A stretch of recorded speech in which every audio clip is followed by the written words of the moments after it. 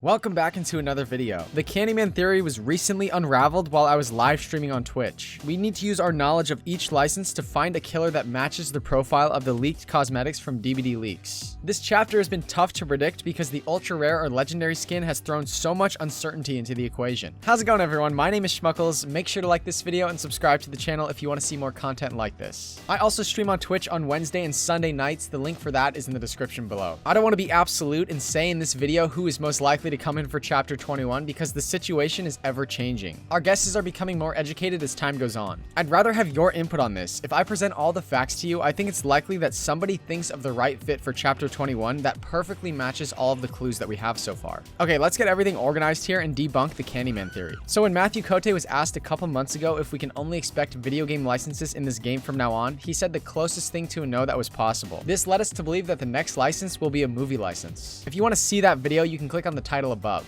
After that, DVD Leaks posted Chapter 21 leaks. Since the cosmetics listed were not the same as the conventional original chapter cosmetics, we predicted that Chapter 21 will be licensed. So putting this information together, along with some other leaks, we predicted that the next chapter is going to be a movie licensed chapter. More specifically, we said in the last video the next chapter is most likely Candyman, Pennywise, or Pinhead in that order. We said in the last video that these licenses match the profile of a chapter that could come in with a legendary or ultra rare skin. We know that these three licenses fit in the game, and Cote has said in interviews before that he wants Pennywise and Pinhead in DVD at some point. However, while live streaming on Twitch, Halo told me that Candyman actually doesn't fit this profile. We speculated that the Candyman legendary skin could be Helen Lyle. However, we've never seen a legendary skin that changes a character's gender, like never. We know that the new killer will come with a legendary or an ultra rare skin based on the prices found for the cosmetics by DVD Leaks. We can also expect a very rare skin, or 1080 Eric Cells also matches an event skin price as well. So it could be either one. One thing's for sure, all the ultra rare or legendary skins are 1,485 Eric Cells. And our Chapter 21 killer will have a skin like this. DVD Leaks confirmed that this skin is for the Chapter 21 killer. We've seen the Mordio as a legendary skin for the Huntress. We've seen the Krampus as an ultra rare for the Trapper. The Looksee is a legendary for the Doctor. The Minotaur is an ultra rare skin for the Oni. The Ferryman of the Underworld is an ultra rare skin for the Blight. We saw Claire Redfield for Jill Valentine, Chris Redfield for Leon Kennedy, Lisa Garland and Sybil Bennett for Cheryl Mason, and we saw Jonathan Byers for Steve Harrington. None of these legendary skins has changed the gender of the character. I've thought about this deeply, and the reason that there's so much confusion over what's coming for Chapter 21 is because DVD Leaks has found something that we've never seen before. We've never seen an original chapter after this version of a cosmetic release schedule, so it seems like Chapter 21 is licensed. We've never seen a legendary skin on a licensed killer. We've never seen a legendary skin that changes the gender of a killer or survivor. We've never seen an ultra rare skin released on an original killer during a live release. We've also never seen a licensed chapter from different license holders. We're going to go over some of the major licenses out there and see how well they actually fit these leaks. Starting with Candyman. We probably won't see any new content from the Candyman reboot in the base chapter because the PTB is August 17th and the reboot release is August 27th. In theory, the legendary skin could be from the reboot, but I find this unlikely. If the Candyman legendary is Helen Lyle, that would be changing the gender of the killer, which we've never seen before in any of the Crypt TV killer legendaries as well as the Survivor legendaries.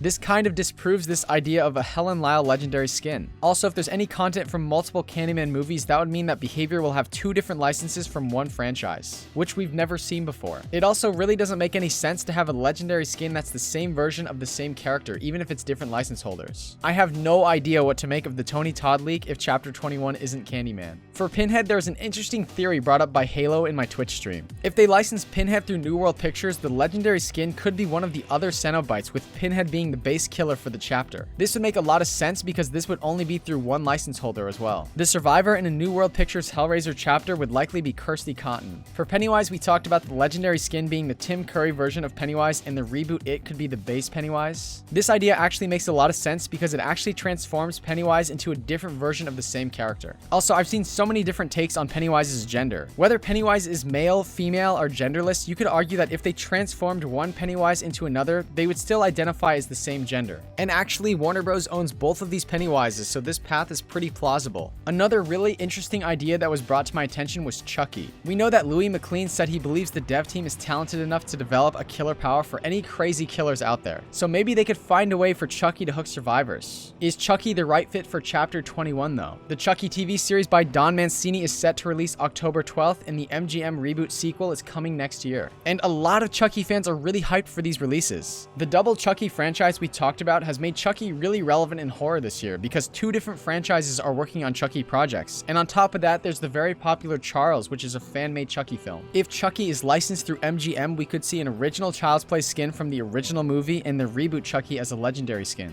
Both of these Chuckies are owned by MGM, and Behavior would only need to get 1 license to pull off this legendary skin. The survivor in this chapter would most likely be Karen Barclay from the original Child's Play. If Chucky was licensed through Universal Studios, we could see a version of Chucky from one of the sequels, and then Tiffany from Bride of Chucky as the legendary. Her power could be the same as Chucky's, but the fact that it changes the gender of the killer makes me not very sure about this idea. If we were to see a Universal licensed Chucky chapter, the survivor would most likely be the adult version of Andy Barclay. If the Chucky licensing or license holders were confusing at all, I'd highly recommend checking out our Chucky licensing video. It goes over all the logistics. I think if you understand the Chucky licensing, you'll see how using 1 MGM license to justify the legendary skin actually seems plausible. I think that these might qualify as different versions of Chucky that could justify a legendary skin. The devs have also talked about Chucky before too. Kote talked about Chucky during an interview which we featured in the Chucky licensing video. Peanuts also mentioned Chucky on a DVD form in November 2018. He said, "I'd love to see Chucky in an apartment building type of map.